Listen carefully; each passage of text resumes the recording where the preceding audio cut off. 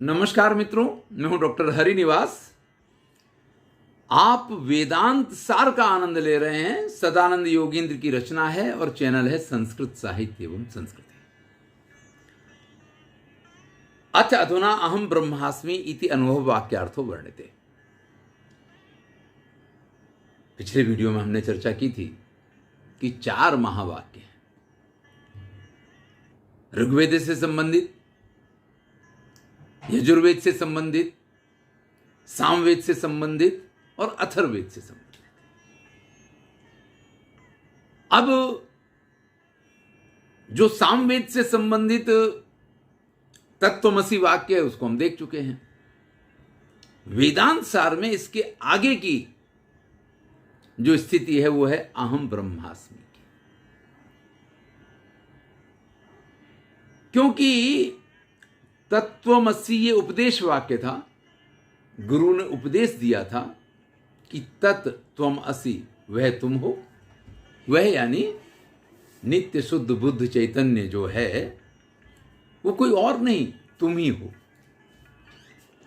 तो यहां कहते हैं एवं आचार्येण, इस प्रकार से आचार्य के द्वारा अध्यारोप अपवाद पुरस्सरम।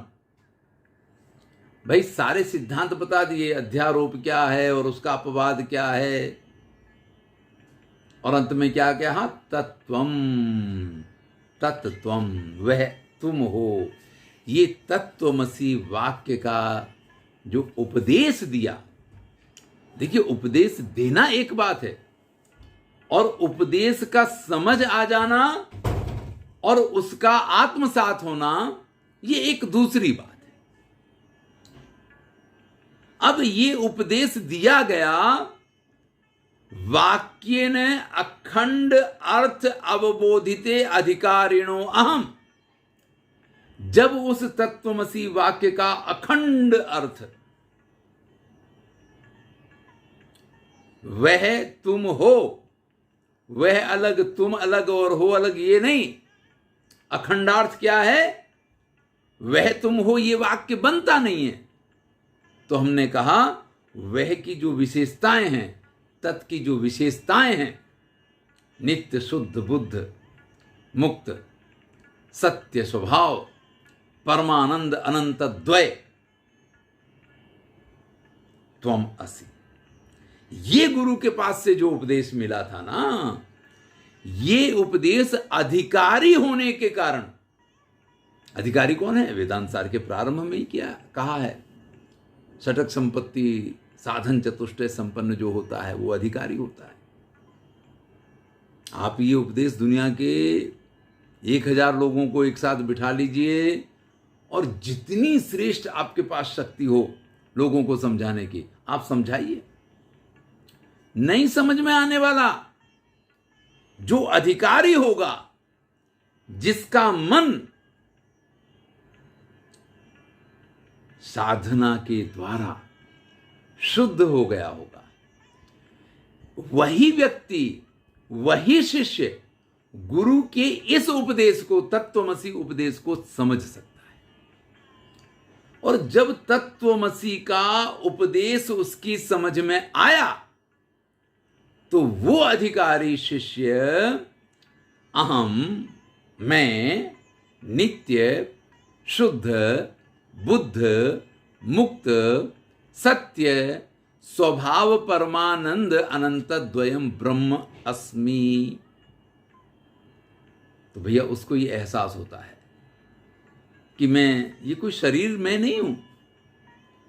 अरे ये जो आत्मा है ना, ये आत्मा तो कैसा है, नित्य है, यानी जो कभी नष्ट नहीं होता है।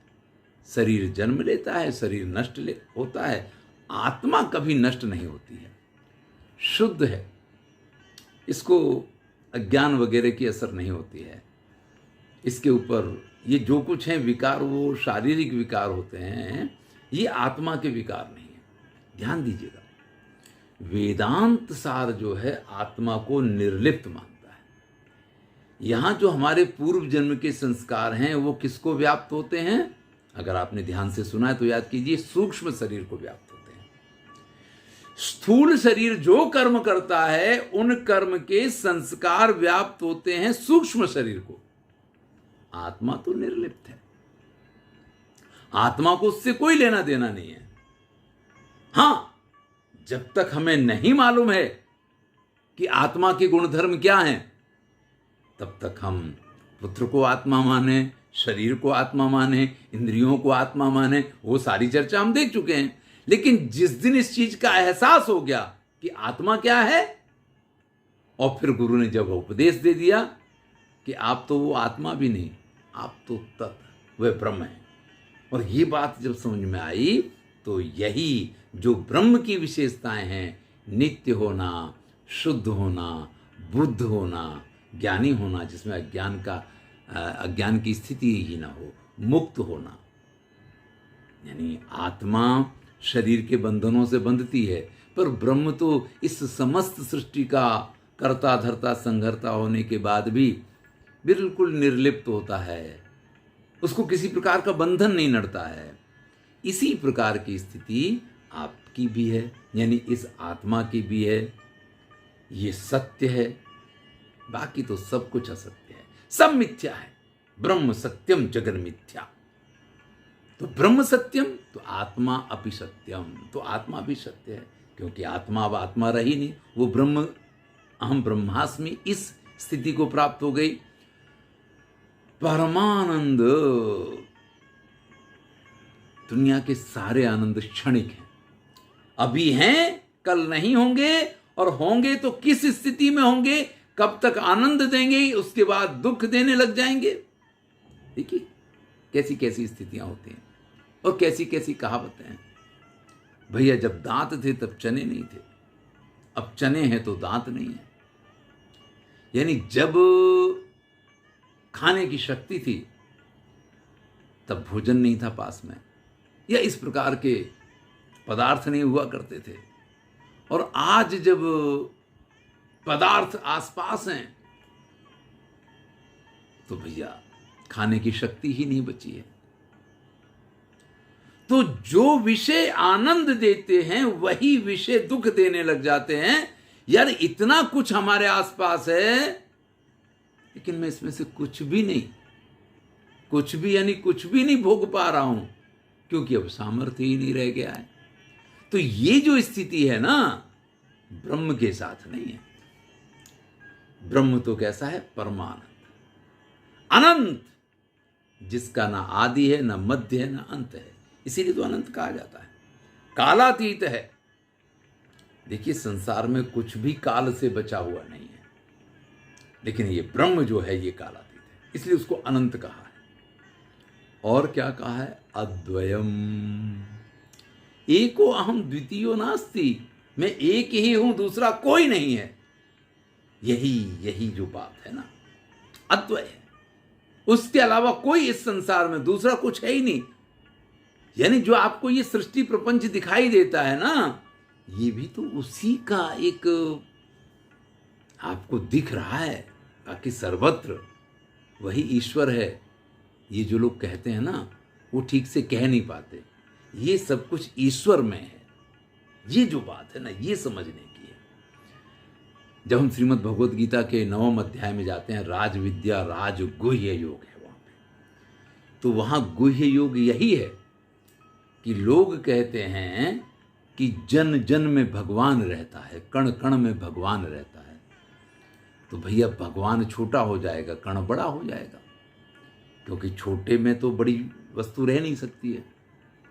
किसी लहर में तो समुद्र समा नहीं सकता है, समुद्र में लहर समा सकती है। और जब आप कह रहे हैं कि कण कण में भगवान रहता है, तो भैया कण बड़ा होगा, तभी तो भगवान उसमें रह पाएगा। वहाँ यही बात बताई गई कि भैया ये जो आपकी मान्यता है, ये जो आपको ज्ञान दिया जाता है, बचपन से जो बताया जाता है, भगवान सर्वत्र विद्यमान है, भगवान सर्वत्र विद्यमान है, ये बेसिकली गलत बात है। ये सब कुछ भगवान में विद्यमान है, ये कहना पड़ेगा। यानी लहर समुद्र में उठती हैं, समुद्र लहरों में उठे, ऐसा तो नहीं कह सकते ना। तो उस जो गुरु के पास से जिसको उपदेश मिला है, जो अधिकारी है, उसको इस प्रकार की अनुभूति होती है कि जो ब्रह्म की विशेषताएं हैं, नित्य, शुद्ध, बुद्ध, मुक्त, सत्व, परमानंद, अनंत, अद्वय, वो ब्रह्म अस्मि, मैं हूं। और जब उसके मन में ये विश्वास हो जाता है, ये अनुभव जब उसको, यानी इस प्रकार से जब उसको ब्रह्म का साक्षात्कार हो जाता है, तो अखंडाकार कारिता चित्तवृत्ति रुदेति, तो उसके मन में एक चित्तवृत्ति, जिसको नाम दिया है अखंडाकार कारिता है। अखंडाकार कारिता क्या है? जब तक आप सृष्टि में सभी तत्वों को अलग अलग देख रहे हैं, एक व्यक्ति में एक आत्मा है, दूसरे में दूसरी आत्मा है, तीसरे में तीसरी आत्मा है, इस जंतु में, इस प्राणी में ये आत्मा है, उस प्राणी में वो आत्मा है, तब तक तो ये खंड खंड है। लेकिन जब आपने ये देख लिया कि ये सब कुछ ब्रह्म में समाहित है, तो एक ब्रह्म ही है, तो ये अखंड आकार की जो आपकी बुद्धि है, ये जब जन्म लेती है, आपकी चित्तवृत्ति जब इस प्रकार की बन जाती है, तब आपको इस चीज का एहसास होता है कि अहम ब्रह्मास्मि, मैं ही वह ब्रह्म हूं। और उसका परिणाम हुआ कि अखंड काराकारिता वृत्ति जो है वो मन में उदित हुई। सातु चित प्रतिबिंब सहिता सती प्रत्यक भिन्न अज्ञातम परम ब्रह्म विषयीकृत्य तदगत अज्ञानमेव बाधते। अब जब ब्रह्म का साक्षात्कार हो गया, वह ब्रह्म मैं ही हूं, जब ब्रह्म को हमने जान लिया, अहम ब्रह्मास्मि वाली जब स्थिति आई, तो वहां पे परब्रह्म का ज्ञान हुआ। और अभी तक हम जिसको ब्रह्म मान रहे थे, चाहे वो आत्मा हो, चाहे वो अपर ब्रह्म हो, जिसको हमने अज्ञान उपहित चैतन्य ईश्वर कहा था, चाहे वो ईश्वर हो, चाहे वो प्राज्ञ हो, ये जितनी चीजें थी, इनमें से कोई ब्रह्म है ही नहीं। पर ब्रह्म तो इस सब से अलग उठ करके और कुछ नया ही तत्व है, जो कैसा है, नित्य है, शुद्ध है, बुद्ध है, मुक्त है, सत्य स्वभाव, परमानंद, अनंत, अद्वय है।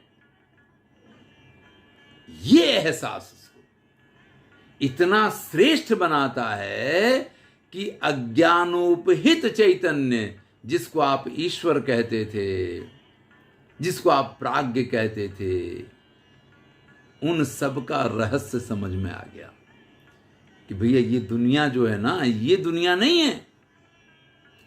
दुनिया तो ये इस परम ब्रह्म की संरचना है। ये तो कई बार जब हम अखिल ब्रह्मांड की सृष्टि की परिकल्पना करते हैं, पुरुष सूक्त के आधार पे या किसी अन्य ऐसे ग्रंथ के आधार पे, तो हमें ऐसा लगता है कि हम जिस सृष्टि में हैं, उसकी हम चर्चा करते हैं कि वहाँ एक ब्रह्मा है जो इस सृष्टि का कर्ता है, एक विष्णु है जो इस सृष्टि का पालक है, एक महेश है जो इस सृष्टि के संहारक हैं, हमारा सूर्य है, हमारा चंद्र है, हमारे अन्य ग्रह हैं। भैया ऐसी सृष्टियां इस ब्रह्मांड में कितनी है, इसकी कोई परिकल्पना नहीं कर सकता है। तो अगर हम इस परिकल्पना के आधार पे जाते हैं ना, तो हर सृष्टि में एक ईश्वर है, हर सृष्टि में ब्रह्मा विष्णु महेश हैं, यानी ये एक बात होगी। लेकिन ऐसी अनेक सृष्टियों का जो पर ब्रह्म स्वामी है, हमें तो उसका ज्ञान प्राप्त हो गया। और जब उसका ज्ञान प्राप्त हुआ, सातु चित प्रतिबिंब सहिता सती प्रत्यक भिन्नम अज्ञातम परब्रह्म विषयीकृत्य, जब उस परब्रह्म जो अभी तक ज्ञात नहीं था, अब जो आपका विषय बन गया है, यानी अब जिसका आपको ज्ञान हो गया है, तद अज्ञानमेव बाधते, तो भैया अज्ञान का संपूर्ण नाश हो गया। फिर अज्ञान जैसा कुछ बचा ही नहीं। क्योंकि या तो प्रकाश होगा या अंधकार होगा। जहां प्रकाश होगा वहां अंधकार नहीं होगा। तो अंधकार तो तभी तक रहेगा ना जब तक प्रकाश नहीं है। अब जब ब्रह्म को पहचान लिया, उस पर ब्रह्म को जान गए, या स्वयं को ही उस पर ब्रह्म के रूप में जब देख लिया, तो फिर जो कुछ भी बाकी था, जहां जो बाकी था, वो सारा अज्ञान नष्ट हो जाता है। और बहुत बढ़िया बात कहते हैं, तदा पट कारण तंतुदाहे पट दाहवद अखिल कारणे अज्ञाने वादिते सति तत्कार्यस्य अखिलस्य बाधितत्वात् अंतर्भूता अखंडाकार कारिता चित्त वृत्तिरपि बाधिता भवति। भैया जब उस अज्ञान का नाश हुआ तो उस अज्ञान के कारण हमारे मन में जो कुछ चीजें खड़ी हुई थी, तो कहते हैं जैसे कि तंतु जल जाए ना, तो फिर पट कपड़ा थोड़ी बचता है। भाई तंतुओं से कपड़ा बनता है, जब तंतु ही जल गए तो पट तो अपने आप ही जल जाएगा।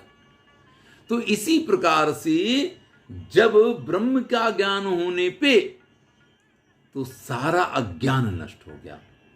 और अज्ञान नष्ट हुआ तो अज्ञान जन्य जो सृष्टि है, अज्ञान यानी तंतु, और अज्ञान से उपहित जो सृष्टि है या अज्ञान जन्य जो सृष्टि है, ये सांसारिक जो प्रपंच हैं, ये सारे प्रपंच उस अज्ञान के नष्ट होते ही नष्ट हो जाते हैं। जैसे तंतु जला तो कपड़ा तो फिर जल ही जाएगा ना, फिर कपड़ा थोड़ी बच सकता है।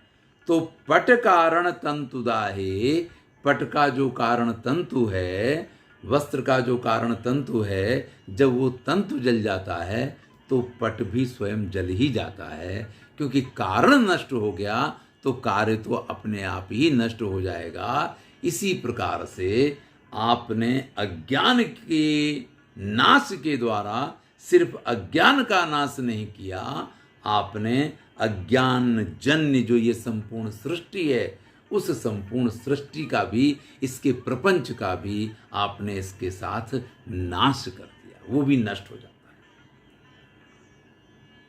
आगे कहते हैं, तत्र प्रतिबिंबितम चैतन्यम अपि। अब जब अज्ञान का नाश हुआ, अज्ञान जन्य सृष्टि की प्रपंच का नाश हुआ, तो फिर क्या बचा? आप इस सृष्टि के भाग हैं, आप अलग हैं, ये भाव भी नष्ट हो गया। तो जो हमने आपसे कहा था कि एक अखंडकारकारिता जो वृत्ति, चित्त वृत्ति उत्पन्न होती है, वो अखंडाकारकारिता चित्त वृत्ति भी यहां नष्ट हो जाती है। क्योंकि अखंडाकार का जो एहसास है वो तभी तक है जब तक कि आप उससे अलग हैं। जब आप ब्रह्म अस्मि इस रूप को प्राप्त हो गए तो परिणाम यह आता है कि इस सृष्टि के नाश के साथ ही, इस अज्ञान के नाश के साथ ही, ये अखंडकारकारिता जो वृत्ति है वो भी नष्ट हो जाती है। तत्र प्रतिबिंबितम चैतन्यम अपि यथा। चलिए इस उदाहरण को समझें।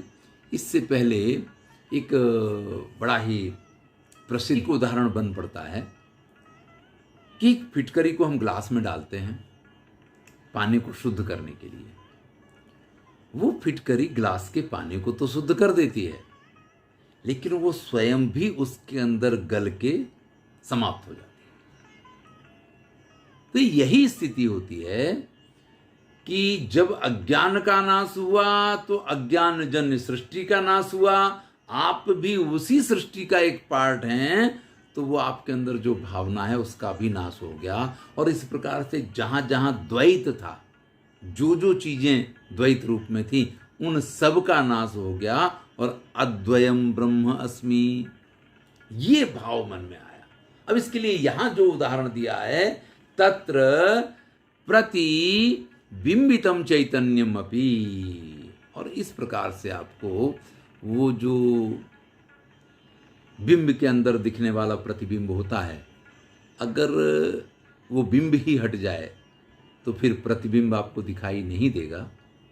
इस प्रकार से जो अज्ञान रूपी या इस संसार का सृष्टि रूपी जो प्रतिबिंब आपके सामने था, उसके नष्ट होने के साथ ही सिर्फ वो परब्रह्म परमात्मा ही रह जाता है। उसके बाद वो एक ही, जिसको हम अद्वयम कहते हैं, वो रह जाता है। और उसका द्वैत रूप जो होता है, दूसरा जो भी है, चाहे वो आत्मा हो चाहे वो संसार हो, वो कुछ भी रह नहीं जाता है। तो भैया आपने उस ब्रह्म का ज्ञान कैसे प्राप्त किया? यानी इस अपनी चित्तवृत्ति के द्वारा प्राप्त किया, अपनी बुद्धि के द्वारा प्राप्त किया, गुरु के उपदेश के द्वारा प्राप्त किया, यानी वो आपके ज्ञान का विषय बना ना ब्रह्म। तो कहते हैं यथा दीप प्रभावात आदित्य प्रभाव भासना समर्था सती तथा विभूता भवति तथा स्वयं प्रकाशमान प्रत्यग भिन्न परब्रह्म अवभासमान अर्हतया तेनाभिभूतम सत। तो भैया उस ब्रह्म को जानने के लिए हमें किसी भी प्रकार के किसी प्रमाण की आवश्यकता नहीं है। हमें किसी भी प्रकार के किसी मन की, चित्त की, बुद्धि की, आत्मा की, हमें किसी चीज की जरूरत नहीं है। क्योंकि जैसे एक दीपक जो है वो सूर्य के सामने प्रकाशित नहीं हो सकता है। आप कहें कि दीप प्रभा के द्वारा आदित्य के प्रभाव को हम कम कर दें या दीप प्रभाव के द्वारा हम आदित्य को प्रकाशित कर दें, तो ये संभव नहीं है। आदित्य तो स्वयं प्रकाशित है और वो इस प्रकार से स्वयं प्रकाशित है कि जब भी जलता हुआ दीपक आप सूर्य के सामने लेके जाएंगे, वो दीपक जलता हुआ भी बुझे के समान हो जाएगा, यानी वो अभिभूत हो जाएगा। वो किसी प्रकार का प्रकाश कहीं भी सूर्य के प्रकाश के सामने पहुंचाने में असमर्थ रहेगा। यही स्थिति होती है कि जब हम ये कहते हैं कि ब्रह्म को हमने जाना, ब्रह्म का ज्ञान प्राप्त कर लिया, ब्रह्म को पहचान लिया, भैया यहां कोई पहचानना जानना, इसीलिए तो कहा जाता है सुही जान ही जेहि देहु जनाई। भैया आपको तो वही जान सकता है जिसको आप स्वयं बता दें। बाकी तो व्यक्ति की क्या मजाल है कि ब्रह्म को पहचान पाए। तो यहां तात्पर्य यह है कि ब्रह्म जो है वो ज्ञान का विषय ही नहीं है। वो तो क्या है? स्वयं प्रकाशमानम। वो तो स्वयं प्रकाशमान है। प्रत्यग भिन्न परब्रह्मम। ये जो कुछ आपको दिखाई देता है, चाहे आप उसको ईश्वर के रूप में माने, चाहे आप उसको सृष्टि के रूप में माने, चाहे आपने थोड़ा पहचान लिया आत्मा के रूप में माने, ये जितनी चीजें हैं, इनमें से कोई भी उस ब्रह्म को जानने के लिए उसका कारण नहीं हो सकता है, क्योंकि उसको जानने के लिए किसी कारण की आवश्यकता नहीं है। वह स्वयं प्रकाशक है। तो आप कहेंगे कि ये स्वयं प्रकाशमान जो ब्रह्म है, तो फिर तो ये सभी को दिखाई देने लग जाना चाहिए, सभी इसको जानने लग जाएं, सभी इसके ज्ञाता हो जाएं, क्योंकि वो तो स्वयं प्रकाश है। भैया इसके लिए अधिकारी होना जरूरी है। तो आगे कहते हैं सत्य स्वोपाधिभूत अखंड चित्त वृत्तिर बाधितत्वात् दर्पणा भावे मुख प्रतिबिंबस्य मुख मात्रत्व प्रत्यग भिन्न परब्रह्म मात्रम भवति। तो भैया अहम ब्रह्मास्मि इस पद का जब अनुभव हुआ, तो वह व्यक्ति इस अनुभव को प्राप्त करने के बाद इस संपूर्ण सृष्टि में से उसके अज्ञान का नाश होने से इस सृष्टि का या इस सृष्टि के प्रपंच का भी उसके लिए नाश हो जाता है। इसका नाश होने के बाद उसको ब्रह्म की वो अनुभूति होती है, अहम ब्रह्मास्मि। लेकिन यहाँ एक प्रश्न खड़ा हो गया कि ये जो ब्रह्म की अनुभूति है, जो ब्रह्म का ज्ञान उसको मिला, इसका कारण कौन है? यानी कौन सा दीपक जलाया जिससे आपने सूर्य को प्रकाशित कर दिया? ऐसी कौन सी आपके पास शक्ति थी जिससे आपने ब्रह्म को जान लिया?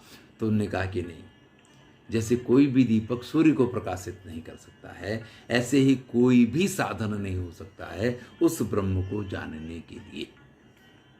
लेकिन वो स्वयं प्रकाशक है, प्रत्येक भिन्न पर ब्रह्म है, इसलिए वो क्या होता है, जो अधिकारी होता है उसको इस चीज का अनुभव होता है और स्वोपाधिभूत अखंड चित्त वृत्ति बाधिता। जहां पे अहम ब्रह्मास्मि ये जो भाव है ये भी नष्ट हो जाता है, यानी अहम पद भी चला जाता है, ब्रह्म अस्मि पर ब्रह्म अस्मि, ये भावना आ जाती है। यानी अहम ब्रह्मास्मि से भी आपको एक स्थिति ऊपर जाना पड़ेगा। इसलिए कहते हैं कि स्व उपाधिभूत,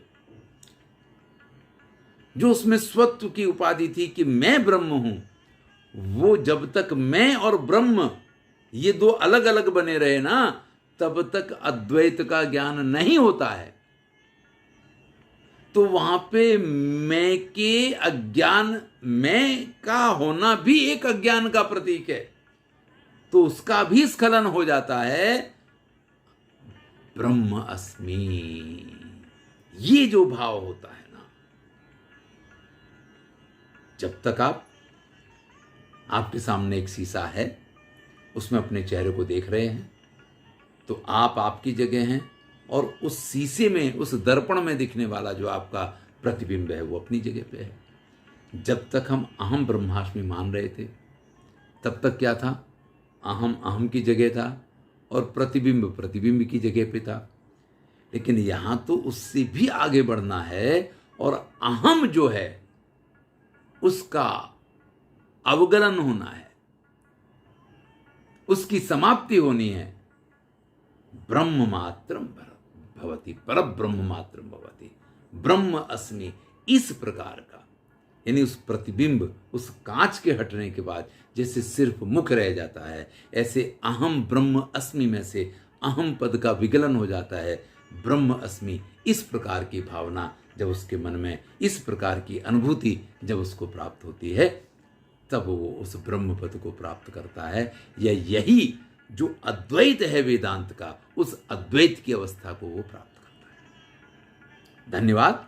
मैं समझता हूं कि अहम ब्रह्मास्मि आपको अच्छी तरीके से समझ में आया होगा, क्योंकि ये अद्वैत वेदांत का सिद्धांत है।